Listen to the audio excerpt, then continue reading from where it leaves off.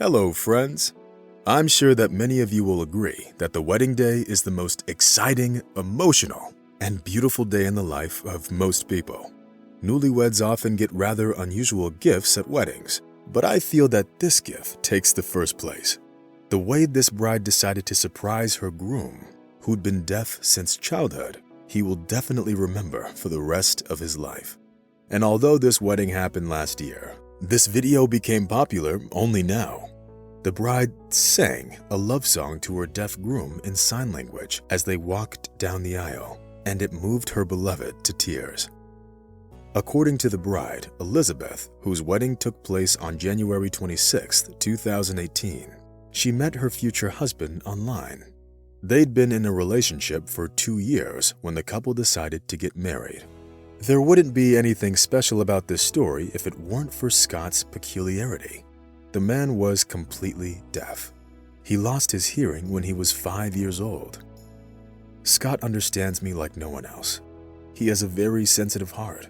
I wanted to thank him for the joy and happiness that he brought into my life, the woman said in an interview. Thus, she learned the text of the love song, "A Thousand Years," by Christina Perri in sign language, which came as a complete surprise to both Scott and the other guests. Before the wedding, Elizabeth was very nervous, but during the performance, she locked eyes with Scott and didn't look away. I felt like we were alone in the room. When I began to sign the lyrics, he burst into tears. Maybe other guests did too, I don't know.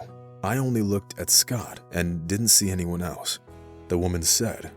The video has since been viewed by hundreds of thousands of people, and the couple has received many kind responses, especially from parents of disabled children, who wrote that Elizabeth gave their children hope to one day find love too. Elizabeth said that she learned the Auslan alphabet, Australian Sign Language, at the age of 7 through the children's program, Cartoon Connection. But it came in handy only after she met her future husband. But I didn't know anything else. I learned everything on my own after I met Scott, she said. That's why Elizabeth considers studying the Auslan alphabet very important. I did a little research and learned that most deaf people only understand about 60% of what the other person says when they read lips. Few people know it. Sign language should be taught in all schools.